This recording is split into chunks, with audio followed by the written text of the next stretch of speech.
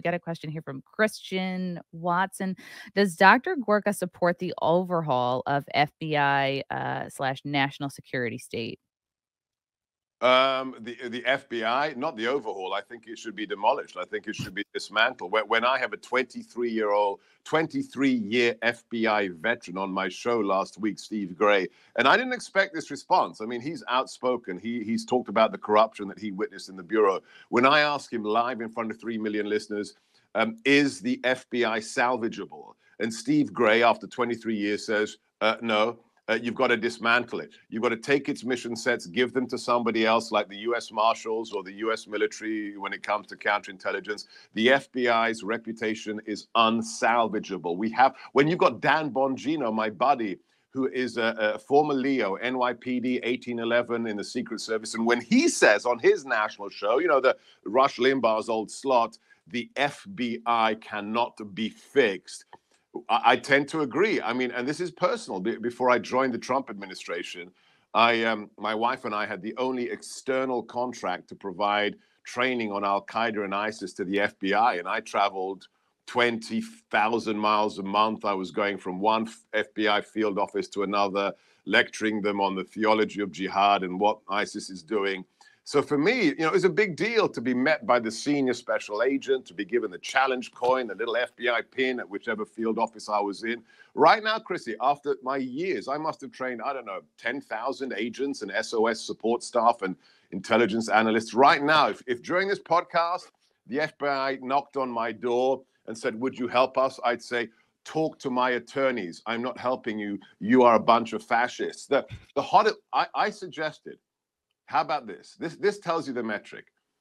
About 6 weeks ago, after all that Mar-a-Lago insanity, I said to my team, the guys that run my merchandise, I want you to design for me a mug that compares the FBI to the Gestapo. And my producer, who's totally hardcore, he's a conservative in his marriage, said, Seb, that's probably a little bit, that's edgy. That's a little edgy.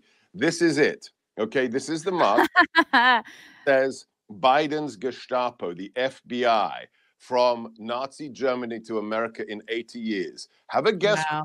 What is the hottest selling? We can't make enough of these T-shirts and mugs at my store because people have had enough and they think the FBI has become a political police force. So it's resonating, and it's very, very sad, and it's very, very disturbing. This isn't just about President Trump. You look at that guy, Mark Houck.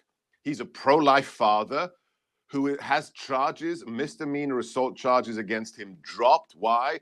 Because some pro-baby-killing lunatic at an abortion clinic was screaming obscenities at his 12-year-old child. So Mark shoved him. The local judge says, no, sorry, that guy is an ass. We're not going to prosecute you, Mr. Houck. So a year later, the FBI deploys in their flak jacket, ceramic plated vests, and their M4s to take down a father of 7.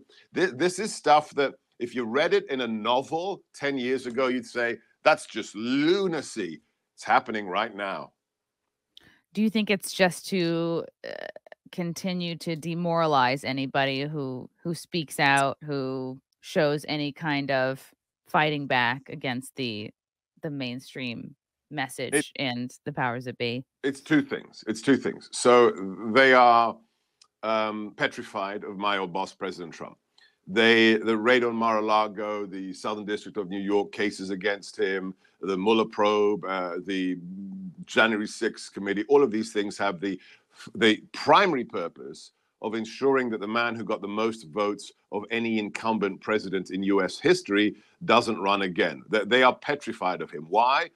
Because nobody owns him. Nobody, not Big Pharma, not the unions, not big tech, not the oil industry. Nobody owns President Trump. Therefore, he is a threat to the uniparty here in the swamp in D.C. So, number one, this is about making sure that the American people are not allowed to choose my old boss and he becomes the 47th and not just the 45th president. And the second, you're right, it's to intimidate all of the 74 million Americans who voted for him. When you have the president of the United States, Joe Biden, whose son is in league with China, with Ukraine, with communist interest in Beijing, calls 74 million Americans extremists, ultra MAGA, who are, quote, this is from the Philly speech, a clear and present danger to America. That is what someone else, a very smart person, has called the criminalization of conservatives. And it's absolutely true. This is Saul Alinsky. This is why Gina Carano was absolutely right when she posted that Instagram post that got by Disney. What was that post? That post was a photograph of a woman being abused by her neighbors in Germany. And in the Instagram post, she said, it didn't start with the death camps. It didn't start with the Holocaust. It started with the dehumanization of your neighbor.